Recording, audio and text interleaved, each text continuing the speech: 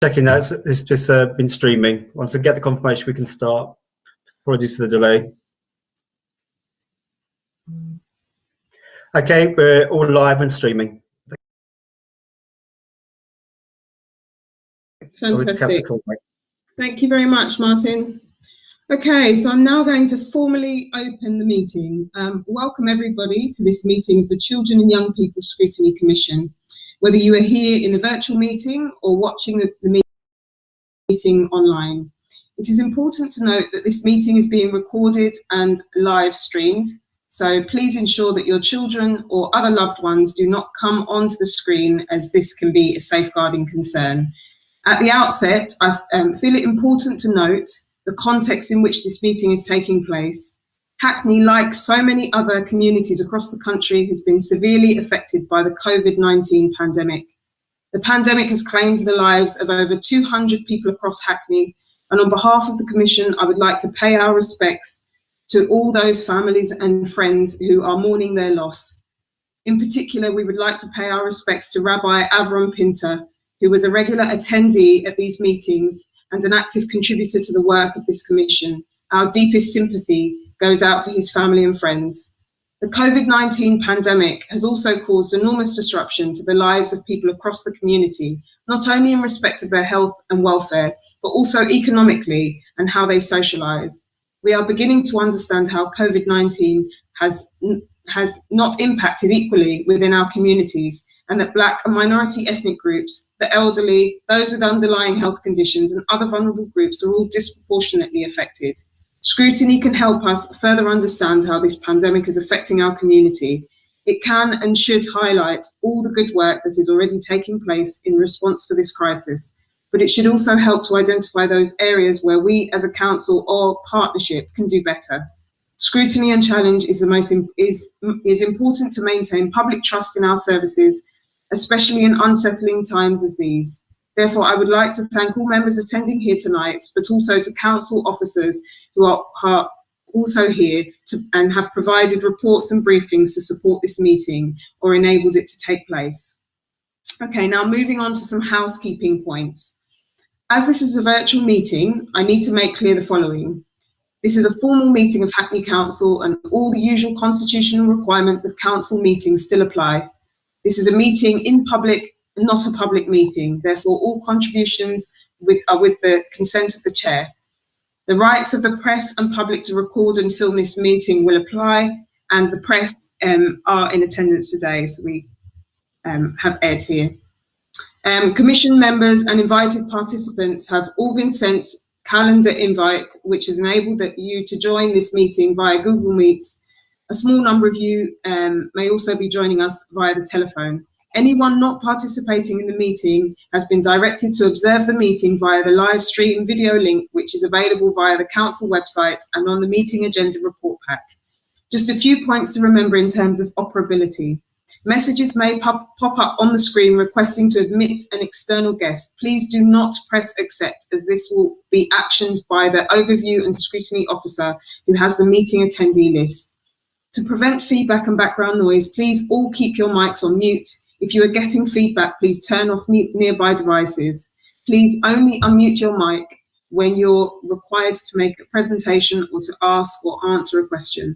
All members and meeting participants should keep their cameras on, because as chair, I will need to see full grid view of participants and identify those who wish to speak. If you'd like to speak, raise your hand to get my attention. Please state your name and affiliation before you make your first comment. If you are using the telephone to access this meeting, press *6 on your telephone to unmute yourself and let me, the chair, know you want to speak. Pressing star again will mute the phone once you have finished. If making reference to the agenda, please refer to the specific report, presentation, table and page number in the agenda pack.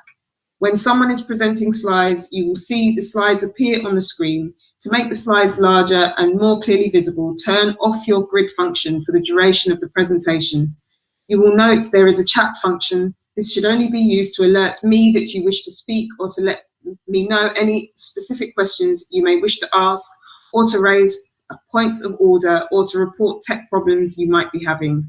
The chat function must not be used to have a conversation with other participants, as this is a formal meeting and all chat is recorded.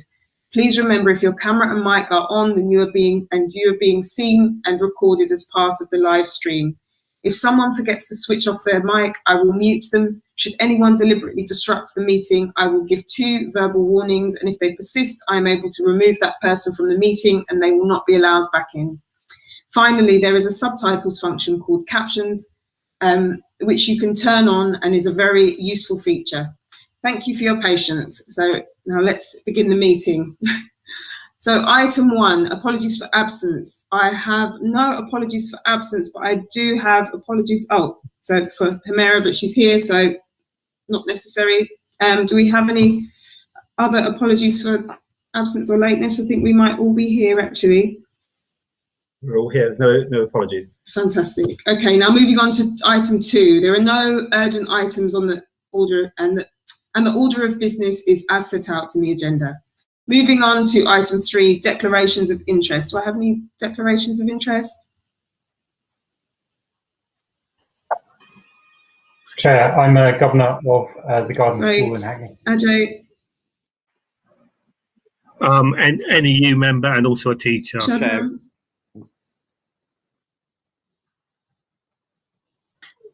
Parent governor at Benthall Primary School. Graham? Reverend Graham Hunter, Foundation Governor for the Primary Advantage Federation. Do we have any others? Okay, Joe? I'm Governor at Thomas Avenue. Justine? Head teacher of Our Ladies in Hackney. Okay, I think that's it. Thank you very much. So, as you would expect, a priority for the Commission is to assess how COVID-19 has impacted on children and young people and how local services are responding to meet their needs. In this respect, the majority of this meeting will focus on how local services are continuing to support some of the most vulnerable children in the community. The Commission, however, still has an important oversight role for key aspects of children's service provision, like school attainment, and this item starts us off this evening. So item 4, the annual update of pupil achievement. If you have access to another device, can you please, or you have a physical copy, could you please all turn to page 1 of the agenda pack? An update on pupil achievement is provided to the Commission each year. This is in your agenda pack on pages 3 to 26. We only have 25 minutes for this item. I'd like to invite Annie Gammon to introduce key highlights from the report. Then we will have 20 minutes of questions and answers with Annie and other officers. Hopefully we can have a quick discussion at the end about exam arrangements for this year and how this will impact on local young people. Okay, I'm going to hand over to Annie. Can I ask if you can be really brief and stick to introduction of about 3 minutes, please? Yeah, and I wasn't quite sure if Councillor Bramble wanted to say a couple of words first.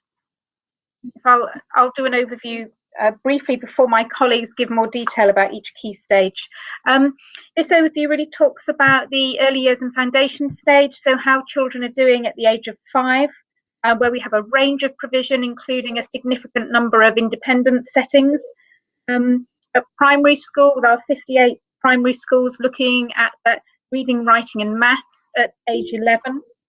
And then at secondary, looking at the GCSEs, looking at both progress through the Progress 8 measure, attainment through the Attainment 8 A8, and the English and Maths benchmark at grade 4 and 5. It also gives detail about a breakdown of how different groups are doing, particularly for us in Hackney, the students with Caribbean background, disadvantaged students and SEN students. I'm going to hand over to my colleagues to give more detail, starting with Tim Waldridge with the early years. I think each of my colleagues is going to talk for about 3 minutes. Thank you very much, Annie. Thank you, Councillor Conway. Just the headlines in early years. The overall attainment for all children across Hackney has fallen by 0.5% between 2018 and 2019. But I think it's important to dig a little bit deeper than that. If we slice the data, as Annie mentioned, and look at maintained schools and look at children who are attending the private and voluntary and independent sector, we see a marked difference in outcomes. Outcomes from maintained school settings are around 77%, so that's significantly higher than London and national averages, whereas attainment within the independent sector is at 22%. So 22% of children attending independent schools are assessed at having attained a level of the expected outcomes. And that's what brings down our overall outcomes for all children in Hackney. Gender gaps are pretty much mirror the what we see in the split between schools and independent schools. The gender gap is narrower than national within our maintained sector, but considerably wider than national within our independent sector. In terms of key groups, I think it's worth pointing out some additional information on page 24 that looks at some of our key groups. Caribbean and African children are outperforming Caribbean and African children nationally, but their outcomes appear to be up and down over the last 2 or 3 years. Caribbean children have improved following a drop previous year, and African children seem to have dropped following an improvement the previous year. So it's an unsettled picture in terms of outcomes, but generally both groups are attaining higher than national expectation or national comparators, national equivalent measures. Obviously, the focus is therefore on those underachieving groups, which are mainly those children which are attending the independent schools. I think I'll stop there. I think my 3 minutes is up. Thank you. That's great, Tim and Annie. Thank you very much. Okay, so now on to questions. So I'm going to take questions in threes. Please be sure to be brief and succinct, as this will help officers to keep track of what they are being asked. Okay, Antoinette, sorry, Councillor Bramble, I'll come to you in a second. Please can I also ask Commission members to refrain from asking more than one question. I would also like to take questions on early years attainment first, and this will then be followed by questions on Key Stage 2 and then Key Stage 4 attainment. So Councillor Bramble, and then we'll move on to questions from the Commission. Thank you, Councillor Conway, and thank you, Annie, when you first asked me to come in. I think it's important to look at the results, knowing that we're looking back over a period of time, and obviously for the obvious reasons of COVID, that we don't have this last term for children, young people, staff to act on what we'd want to improve on. I think that there are some positive things to celebrate in terms of the children and young people and what they've achieved. I think that Tim made an important point about the improvement of African and Caribbean children, and we have to think about how they move through the system and how we keep up that momentum. And I suppose it's also looking at not just looking at the results now, but looking at the results and thinking about how we forward plan into the new educational settings and spaces when we think about schools going forward. But I'll pause there, Chair, because I think it's just important you get time. Great. So do I have any questions from the Commission on early years at foundation stage? Okay, Councillor Potter. Do I have any other questions? Okay, so just Councillor Potter for now. Can I just ask, what type of conversations are you having with the schools in the private voluntary and? Can't hear you very well. I'm guessing that it may be to do with your. I think you've got a microphone on your headset. There you go. There you go. Sorry, guys. I just wanted to ask about the kind of conversations you're having with the schools in the private, voluntary and independent sector, and what kind of input you're able to give in terms of working with those schools to improve the outcomes for these children. Thank you, Councillor. Sorry, there's a couple more questions first. So we've got another question from Councillor Joseph and then Councillor Gordon. Councillor Joseph?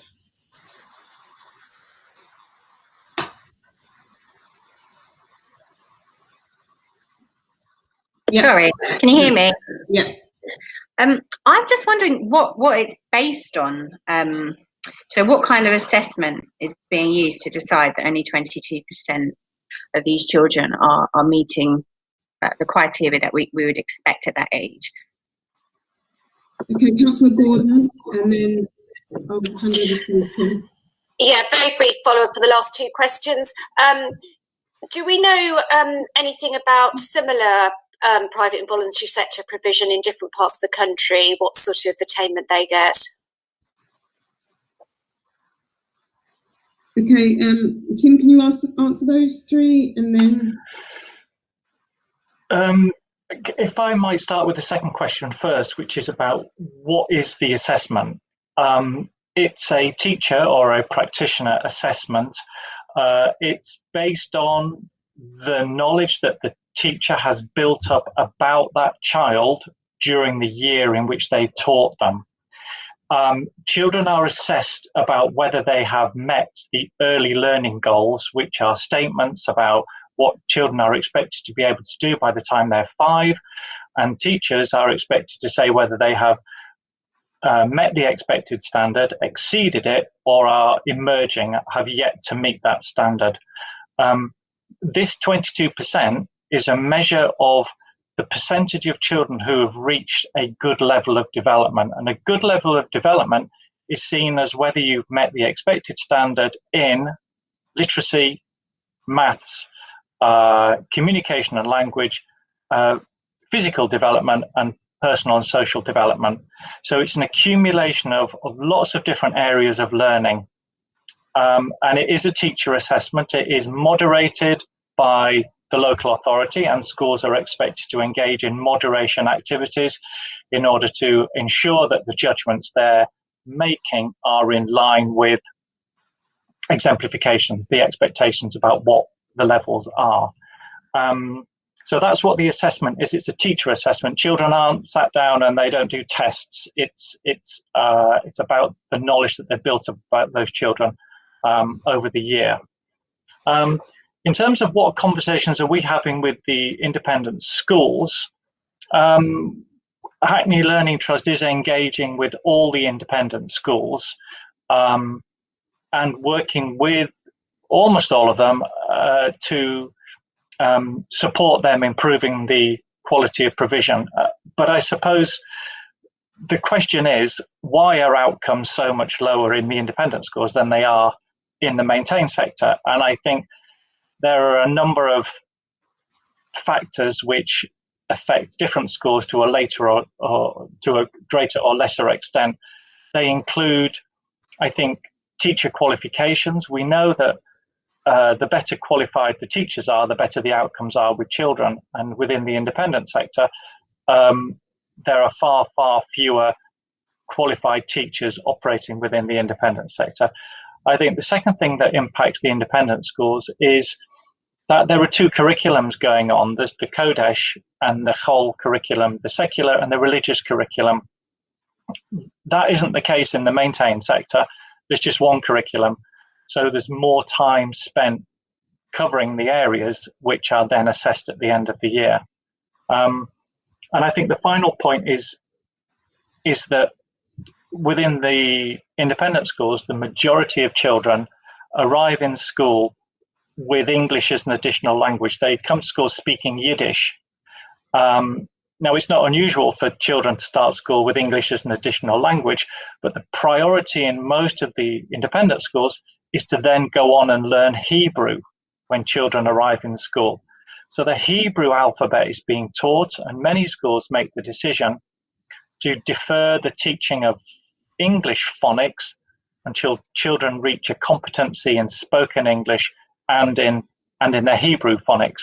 And this tends to just, in some schools, delay the start of the teaching of English, which means by the end of reception year, by the time children are 5, they've still yet to reach those outcomes. So it's a complex interplay of those three factors. So what conversations are we having? Lots of conversations, lots of ongoing training about how to support the teaching of phonics, lots of conversations about how to create a learning environment with more spoken English in it, more support for the teachers that are in there. But I'm sure it's very difficult to change the context within which underpins some of the issues that are affecting the poor levels of attainment. Councillor Gordon asks, do we know anything about the independent sector in other local authorities? We work closely with Barnet, so I often meet with my counterparts in Barnet to discuss how they're supporting the independent sector, and there's a lot of sharing of good practice and training materials going on, but it is ever so slightly different. I mean, we have a much bigger Orthodox community, and it has a much bigger impact on overall attainment in Hackney. I suppose, Tim, if I could just add on to that very, very briefly, because we've only got 10 minutes left for this item, but I think what we were sort of getting at with that question in particular was, are there other comparable boroughs in terms of numbers of children who speak English as an additional language, or even Orthodox Jewish community in other parts of the country? I think it's quite difficult for us as a commission to look at this information in isolation and to get a sense of whether we're doing everything we possibly can be if we don't know what other boroughs who deal with similar challenges are grappling with. So I just wondered if that's something that you've done. There isn't an Orthodox community similar to the one in Stamford Hill in any other local authority. There are similarities between the Orthodox community in Salford, and there are similarities between Stamford Hill and Gateshead, but there isn't anything which reflects, which mirrors ours. But we are working, we do meet with head teachers from Salford as well, but we aren't comparing data sets. I haven't done that, so I'm not sure how valid that would be, because the different styles of community in the different local authorities. Okay, thank you, Tim. So I believe we have other officers who are wanting to speak about Key Stage 2 and 4 attainment. Can I ask if they can be extremely brief, because we do have 9 minutes left and we really do want to give Commission members the opportunity to ask as many questions as possible. Yes, I can. Stephen will speak, yeah. For Key Stage 2 data, the headline figure is for the amount of children achieving the expected standard in reading, writing and maths in their final year of primary school, which is year 6. In 2019, there was a decline in that number by around about 5%, which brought it as 1% above national, and traditionally Hackney has been well above national. That represents a 3-year decline. That decline has primarily been due to a gap in reading, or a drop in decline in the progress in reading and achievement in reading, and also mathematics. In terms of groups within there, the underachieving groups, the gap between disadvantaged and non-disadvantaged pupils has remained broadly the same.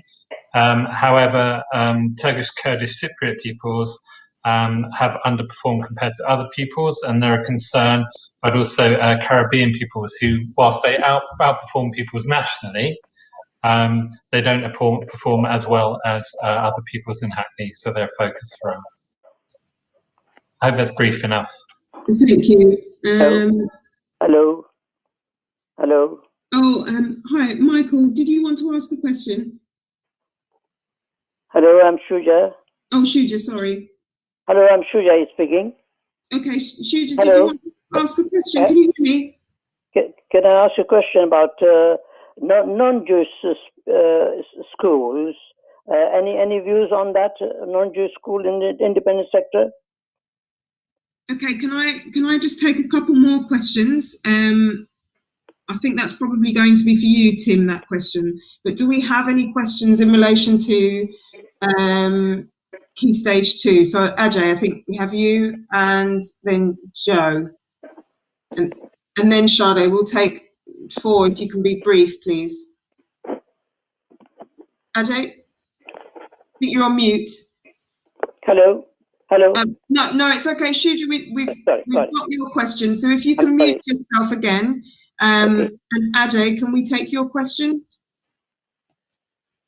Yes, my question is not you, Shuja.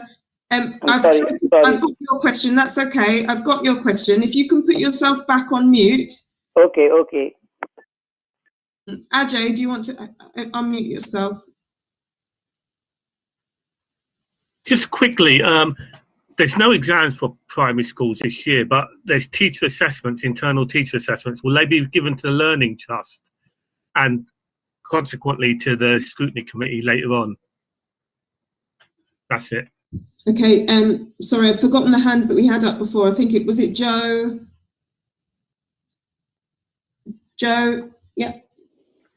Hi, yeah, just in the pack that you gave us, you did go into some detail on some of the measures that the Learning Trust were taking regarding reading in terms of supporting schools across the borough.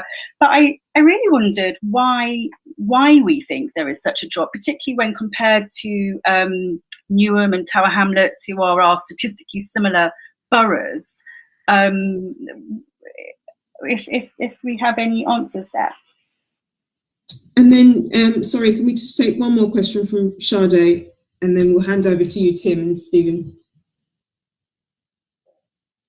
You're on mute, Sade. Okay. Oh, yeah. Thank you, Chair. Thank you, everyone, for joining. I wanted to ask a question regarding the young Kurdish, Turkish, and Caribbean and African boys with regards to the 3-year declining trend. And in addition to what Joe has just said, I would like to know what other things that we can do to improve this, because this is more or less like a trend. And also in terms of the work of the council with regards to inclusive leadership and unconscious bias, is this having an impact? What other things can we do? What else can we do?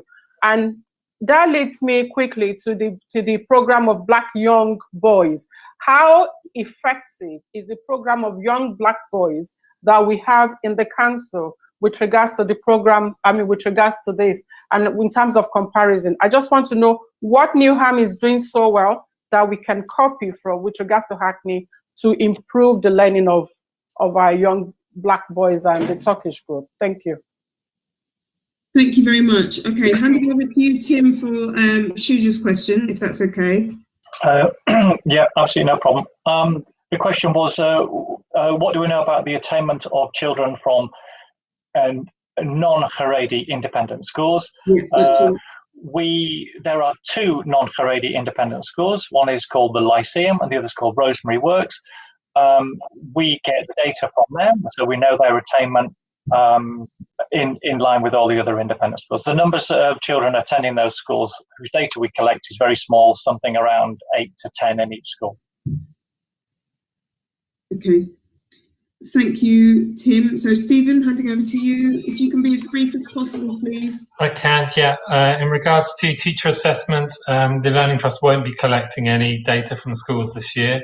And that's been a directive by central government, that's not to be used as a performance measure this year. So unfortunately, we won't have that data going forward for this point next year.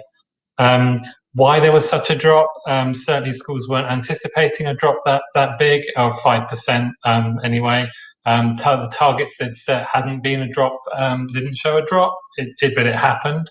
I think we can speculate a number of reasons which I've outlined in the report as to why that may be the case, but essentially our focus has been on improving the quality of teaching and learning and ensuring the provision for reading is absolutely the best it can be, as being the best guard against that happening, and to improve those outcomes, which we were hoping to be able to prove this year, but sadly we won't have the results to show it. And I completely sympathise with the question regarding Turkish, Kurdish, Cypriot peoples and Black Caribbean boys as well. It is a trend. We're aware of it's a trend. This year from September, we have reformed our underperforming group fund. We've redirected it in a different way to start to approach a more sort of community-based approach, which includes unconscious bias training for schools and also for parent workshops in terms of supporting reading at home and so forth.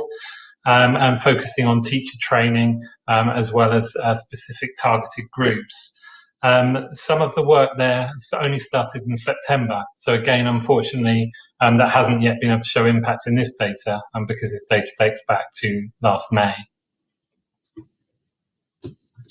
Okay, thank you. We've just got a couple of minutes left. If we can very quickly go through Key Stage 4. Are we having an update from anybody, or can we just move on to questions, assuming that everybody has? Can you hear me? I'm here. Hi, Anthony. Yeah. Hi. Okay, I'll just follow the same pattern as previously and try and be as quick.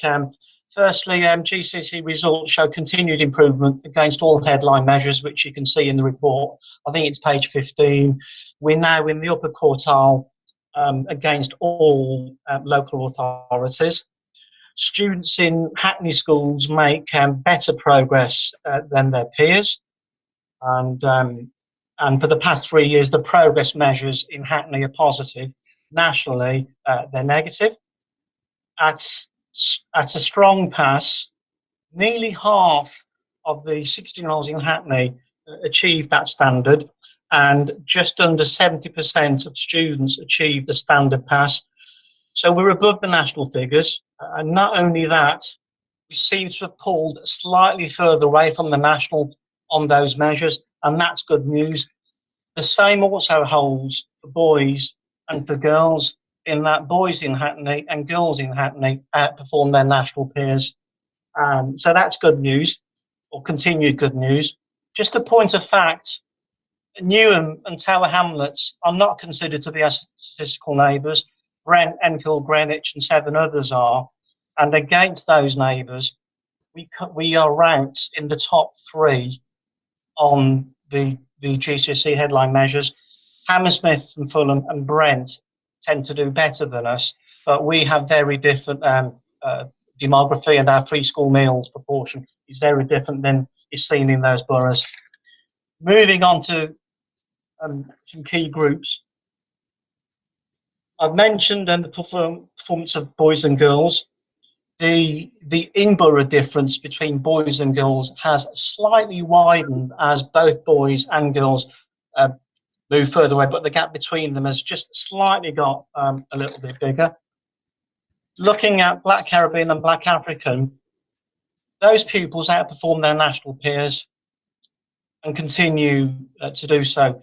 The attainment rate for Black Caribbean has improved. It's been pushed up by better performance, if you look closely, from the Black Caribbean boys. So there is some evidence there that the Hackney's young black men, improving outcomes for young black men is having a difference. That said, for Black African, the attainment rate has gone down, probably pushed a little lower by boys, but they're still outperforming their national peers. Sorry, Anton, I'm going to ask you to, if you can wrap up, please. Okay. And for free school meals and SCND, the outcomes there remain above average. And we've got a plan to continue what we've done with our heads, which, depending on the questions, I will come to. Okay, can I just very briefly say something before we move on to questions from the Commission? So thank you very much for the in-depth analysis of attainment and key groups. It's very thorough and informative. Thank you. In future, though, when we have data on attainment of particular ethnic groups, it would be useful for us to view this data alongside data of all other ethnic groups so that we can see the extent of any disparities in attainment. And in future, it would also be really useful for us to be able to look at attainment alongside progress so that we can get a better understanding of the value that our schools are adding to our young people's education at each of these key stages. I would like to kick off the questioning, if that's okay with everybody else. I have a question about assessment arrangements for Key Stage 4 this year. Has the Trust issued any guidance to schools in addition to what has been provided nationally? And also the you may have read the widely reported research conducted in 2011, which shows that Black university applicants had the lowest predicted grade accuracy at 39% compared to their white counterparts whose predicted grade accuracy was 53%. How can we ensure that the predicted grades replacing exams and coursework this year are as accurate as possible, and that there is no risk of some groups of pupils being negatively impacted as a result of unconscious bias? So sorry, that's a bit of a long-winded question, but do we have? Okay. Can I just see if we have any other questions? I think we've probably got time for just. Okay, so we've got Joe. Do we have any others? Okay, just Joe, and I think we'll leave it there. Joe? Really, just to add slightly onto your question, Sophie, which was to ask if we have an idea yet of the numbers of this year's GCSE cohort who are planning to resit in September, and the same question around supporting the most vulnerable, and unconscious bias, I suppose, would apply for that. Thank you. Okay, so handing over to you, Anton. Okay, just backtracking then. Hackney Learning Trust has produced its own guidance on the cancellation of exams and on arrangements for teacher assessment. All schools have generated centre assessed grades, which are currently being submitted to the exam boards. And I think this weekend is the last upload that we're getting from schools. We've circulated to head teachers specific advice and guidance coming from our subject networks, where we've got many people who are also examiners. In addition to what Ofcom have given, we've written and produced our own pragmatic paper on addressing unconscious bias and research, not only the piece that you've quoted, but we've used Sutton, we've used a wide spread of findings, which is very well received by our schools and college leaders, and it's written in a way that isn't just to deal with the current situation. The suggestions, such as blind marking, for example, can be applied to all year groups and not just in the scenario of GCSEs themselves being cancelled. There's a tool there to help schools consider cultural responsiveness in their curriculum provision, including their assessment processes. I've forgotten what the last question was. It was regarding resits in September. Do we know? Okay, I don't know that, because the pupils, like the schools, are kind of processing everyone's one, which isn't, it's not forthcoming. The situation's changing. We won't know, but we do know, or we have heard repeatedly and consistently, that the moderated grades will be accepted by universities and colleges. Students, we don't know the detail of the appeal process, but I do understand the student wants to appeal and resit in September, then they can. But we don't know those numbers. It's pretty much a dynamic situation right now. Thank you very much, Anton. So there appears to be a static or downward trended performance at Key Stage 2 and Key Stage 4, and some of which runs counter to national and regional trends. The Commission is preparing its work programme for 2020-2021, and this issue might be considered within the work programme. I just don't feel that we've had enough time to actually consider what I think is actually quite an important report this year. Also, some of the inequities among the performances of groups of young people look to be entrenched, and it would be useful for the Commission to look at some of the strategies to reduce the attainment gap. So I think we're probably going to suggest that this features on at a meeting at a later date, and we'll be in touch with everybody about what that might look like. So I'd like to thank officers for preparing this report and responding to members' questions. Unless you wish to stay for the next item, you may leave the meeting. Thanks again for your contributions. Okay, now moving. Councillor Conway, I must just say, for accuracy, Key Stage 4 results are strong and above. It's Yes. Key Stage 2 reading. It's 2, Sorry yeah. to interrupt. Yeah. That's okay. Thank you. No, thank you for clarifying. Yeah. Okay, moving on to item 5. So COVID-19, the Children and Young People Service response. Please, can you turn to page 27 of the agenda pack? The focus of this part of the meeting is on the local response to the COVID-19 pandemic, particularly how local services have maintained support for some of the most vulnerable children in the community. The Commission requested a briefing from the Children and Families Service and Hackney Learning Trust as to how local services were responding, and these are set out at pages 29 and page 37 of your report packs. We also have posed a number of discussion questions about the impact of COVID and preparations for when lockdown conditions ease, which we will look at with officers after reviewing the briefings. We have 60 minutes for this item. Given the time constraints, we would really like to focus on questions and answers. So can I ask Anne or Sarah to provide a brief overview before we go to questions and answers on the children and family paper, assuming that we've all read the reports? I think Councillor Bramble wants to say a word. Do you? Okay, Councillor Bramble, can we start with you? Thank you, Anne. Thank you, Chair. Yeah, just to say that throughout COVID and the lockdown, we've endeavoured to maintain contact with our children and young people. The majority of that contact has been virtually, but where it is necessary and safe to do so, there have still been some physical visits. Unfortunately, due to the closures of schools and government guidelines and advice, we then had to close our youth hubs, so they have not been able to be accessed by children and young people. But what Pauline and her team did do is work with staff to think about where those staff can be supported elsewhere in the system. So they were supporting staff in FAST, for example, and definitely around the team that supports schools and contact with young people. They've worked really, really hard to get a really good offer online for children and young people, and thinking about how we support children if they're not online and what that contact looks like.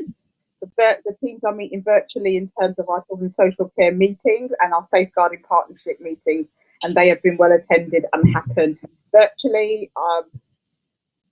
Team staff from Children's Social Care and the schools have worked really closely together and have aligned a database and collated data on children and young people, and they meet twice a week, and that is reviewed twice a week, and that has really been strengthened in this time. And I think that will be one of the positive things going forward, that staff will appreciate and think, actually, that's one thing that we will definitely want to hold on and maintain.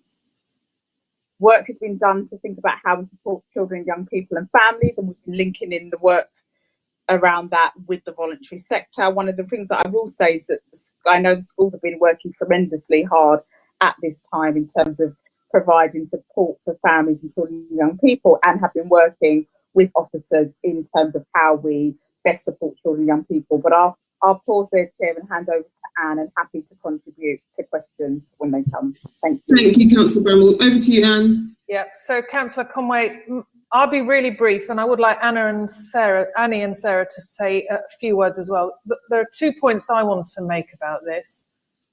One of which is that there's been great development and close working and new ways of working virtually, etc. But it's been really difficult to get the voice of children, which is dear to our hearts, about the impact of this on them and their families and their concerns about coming back to school and their future life chances. And I want that to be echoing in our minds when we talk about all the technicalities about how we're doing X or Y better.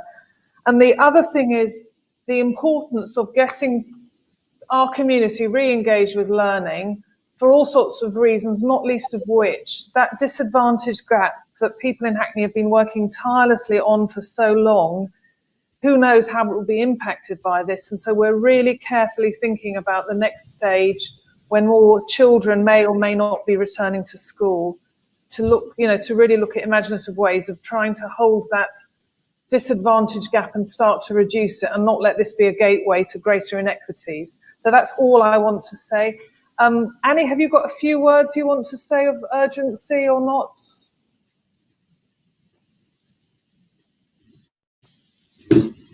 Yes, really, just to summarise what's been happening with schools. Sorry, I think we're going to start with the Children and Families report first. So I'm not sure if perhaps it would be Sarah that.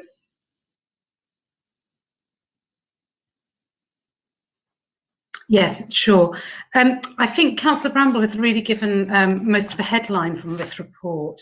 I think, what's important to say is probably that all of our practitioners, once they moved home, have been working really hard to keep in touch with children and young people. And actually the frequency of that contact has increased. So it's higher than what we would normally be having with young people. We are finding that for a lot of young people that's actually working very well, and they're responding very well to having virtual contact, sometimes better than they would have to face-to-face contact. But obviously that isn't the case in all families, and we're very aware of the digital divide and the impact for some families in not being able to keep in touch in the same way. So we're trying to do our best to make sure that the children who need additional funding to be able to afford things like SIM cards and internet access are getting that. We've particularly put that in place for some of our no recourse to public funds families, which I don't think we've referred to particularly in this report. Of particular concern to us is the fact that our referral rate has gone down very significantly. So we're tracking the data every week, looking at the whole period since the lockdown began. Our referrals are about 51%, so just over half of what we would normally get. And that's largely due to the drop in school referrals, who would normally make up about a third of our referrals into children's social care. However, most of our other activity, things like our numbers on child protection plans and our numbers of looked after children, have remained fairly static during that time. We've presented a bit of data about domestic violence. I think at the Living in Hackney scrutiny last week, we presented some data around a 50% increase in our referrals into the Domestic Abuse and Intervention Service. Into children's social care, domestic abuse referrals have gone up about somewhere between 5 and 10%. So wherever referrals are going down, our domestic abuse referrals are going up, though not as significantly as the overall domestic abuse referrals. Councillor Bramble has mentioned that the Young Hackney services have gone online. So there's a lot of work being done to develop an online programme of interactive activities. And we've had about 1,700 views on that. So, some really good reach. And if anybody gets a chance to have a look at some of those videos, they're really quite inspiring. In terms of our looked after children, we had anticipated that there could be an increase in instability in placement, so placements ending because of some of the stress within families. We've seen a little bit of that, but probably not much more than we would normally do. So our foster carers are managing those situations really, really well. We're putting in additional support where we need to. Likewise, our virtual school are putting in additional support where they need to. We've put measures in place to ensure that children who are turning 18 are not having to move out of their placements as they normally would on their 18th birthday, unless they really want to, and we've identified a good place for them to move on to. Sorry, can I just interrupt and just say, if you can just take another minute, if possible? Yeah, sure. Thank you. So I think probably the other thing that's worth mentioning is our disabled children's service, just because they've been keeping in touch with their families very regularly and making sure that those families, where we know there may be particular pressures, making sure that they're getting the support that they need and being flexible about how that's provided. So I think I'll end there and take questions if that's... Thank you very much, Sarah and Anne. I'll take questions in threes. I'm probably actually going to start by asking whether Shuja or Michael have any questions that they'd like to ask. If you do, then you can unmute yourselves and let me know now. Hello. Hi, Shuja. Yes. I just want to ask if the parents and the and the staff and have been consulted before we reopen the schools in June? Thank you, Shuja. I think can we save that question for Annie? Did you have any questions in relation to children and families? Yeah.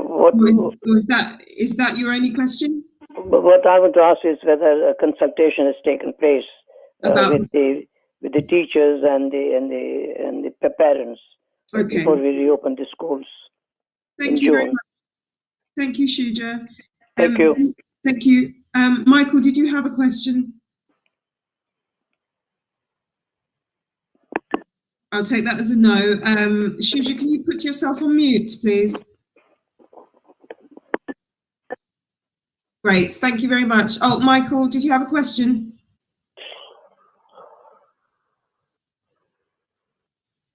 No? Okay. So any other commission members have questions in relation to the report from Children and Families, the Children and Families Service paper? So I have Ernell, Councillor Joseph, and then Joe. We'll start off with those three, and then we'll move on to Councillor Potter and Councillor Etty. So Ernell, can we start with you, please? Yeah, I think that my question perhaps is more or less for Anne. I'd also like to say thank you to Anne, Annie, and to Sarah for their report. And I felt that there was a kind of a holistic approach to looking after young children and young people. But my question is, I haven't heard much about the health sector being involved, and perhaps I'm wrong, don't forgive me, but I think that the health should be engaging or involved in this kind of strategy in relation to anxiety of children and young people, and also to the stresses that they perhaps are taking on living in families that has been locked down for such a long time. Okay, so did we have, was it Councillor Potter? Was that Councillor Potter and then Joe? It's not Councillor Potter, Councillor Joseph. Okay, you're on mute, sorry. Okay. Hiya. Thanks for those reports. My question was about domestic abuse at the moment, because I did read with alarm that there's been a rise in referral rates of around 50%. And I just wondered if you could tell us a little bit more about what those referrals are like, what they consist of. Are they children, generally young people, reporting abuse from family members? Are they women reporting abuse of themselves and their children being at risk? I just wondered if you could tell us a little bit more about that picture, and I wondered how many emergency refuge places we have in Hackney at the moment. Okay, moving on to Councillor Etty, and then we will move on to another. We will have answers to these questions, and then move on to another round of questions. Councillor Etty.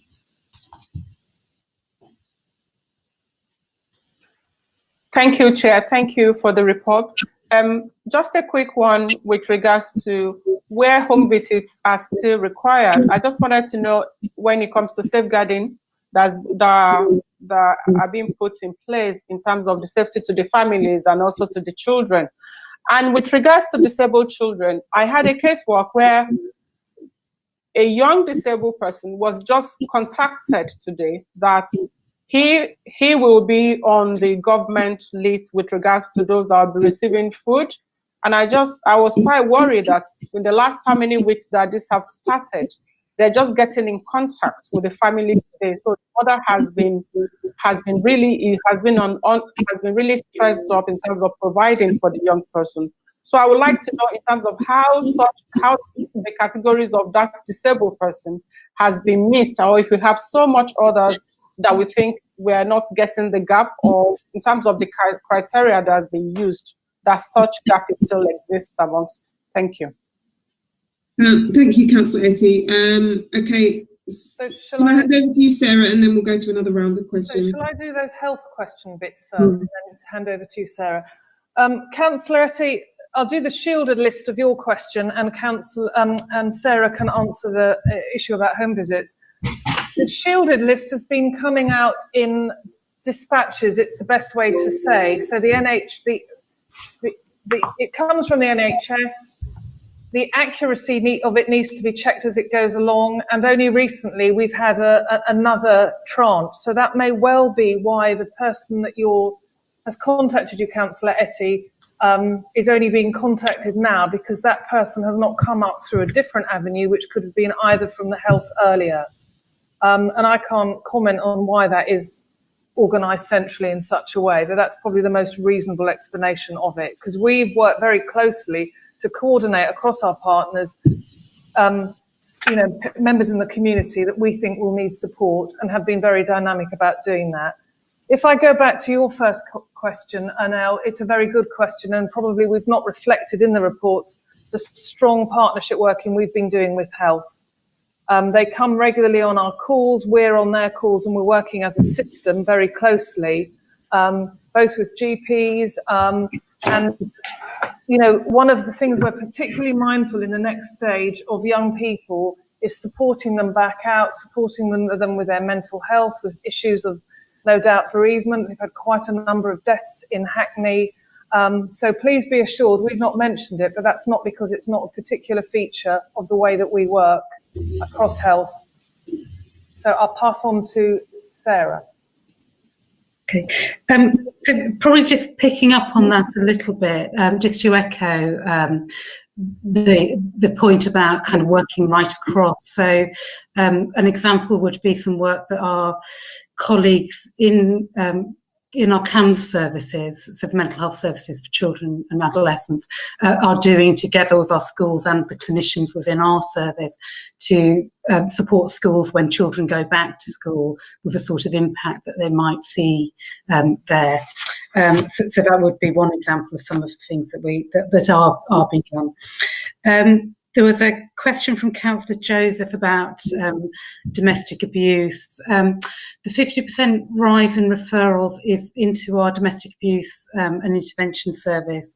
A lot of those are self-referrals, some are police referrals. The picture is quite mixed across the borough, in that those self-referrals into our service have increased, but actually some of the police reports have decreased a bit. So it's quite an interesting and mixed picture. As I said, lots of them are self-referrals, so they're from people that we've worked with before, some of them, not all of them. The majority are from women.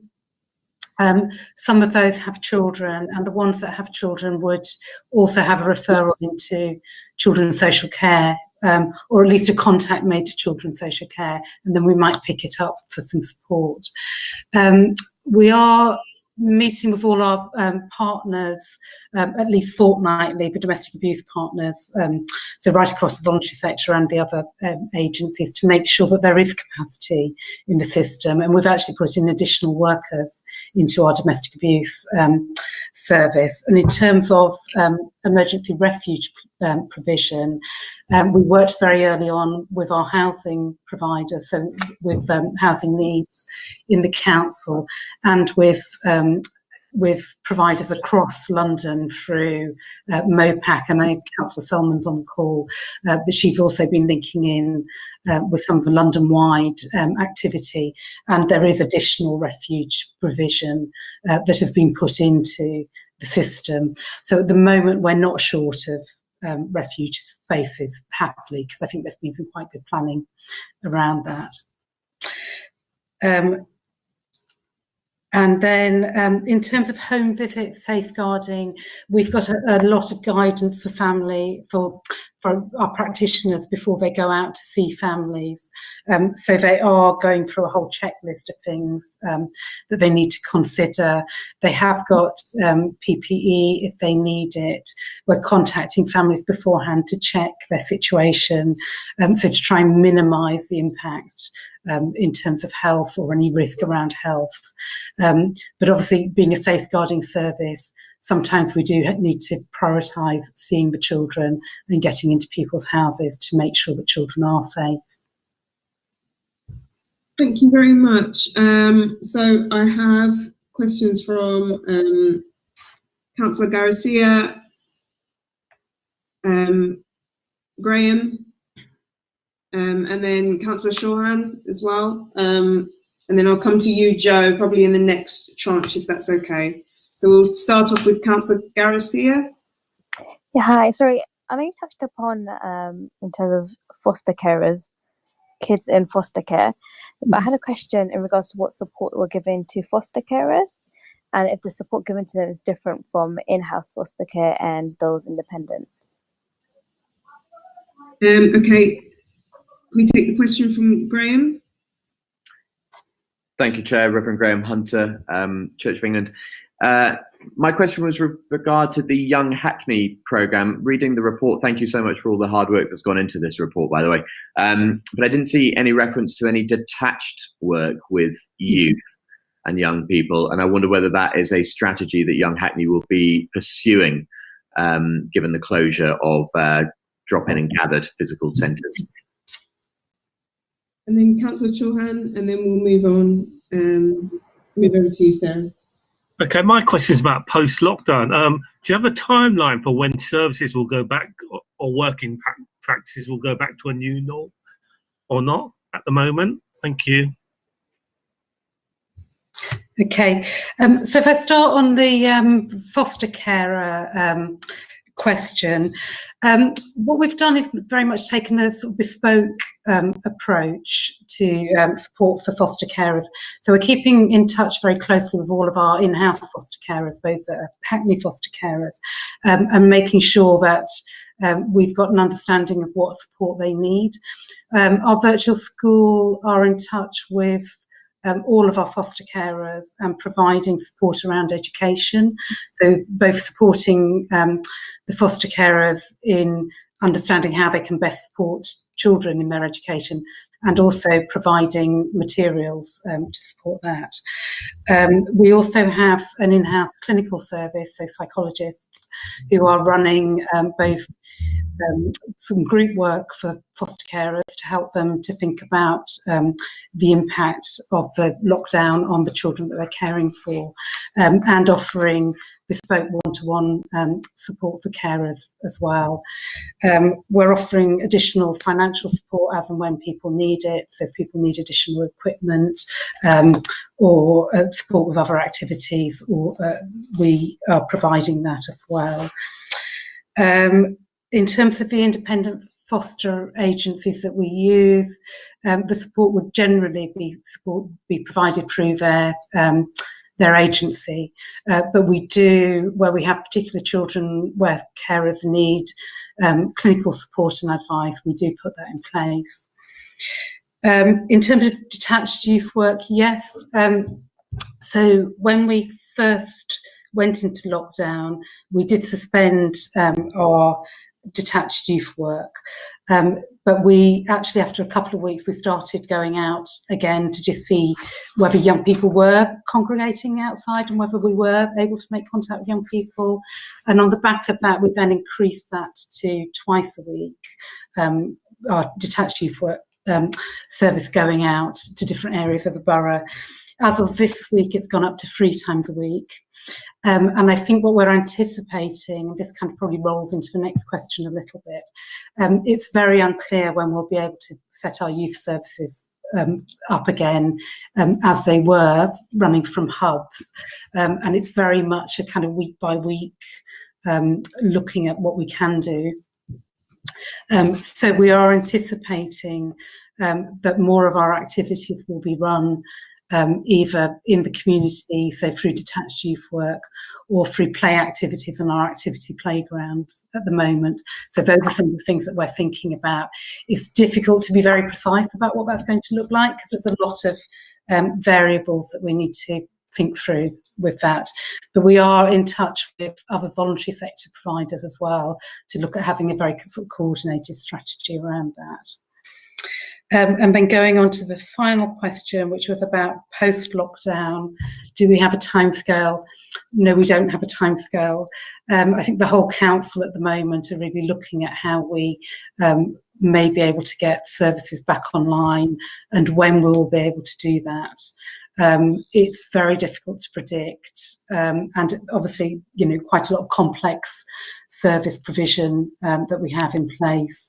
We are at the moment just looking at increasing some of the number of visits that we're doing to people's homes, but doing that with some caution, so balancing our need to go and see children with the needs of the family and looking at how we manage that safely.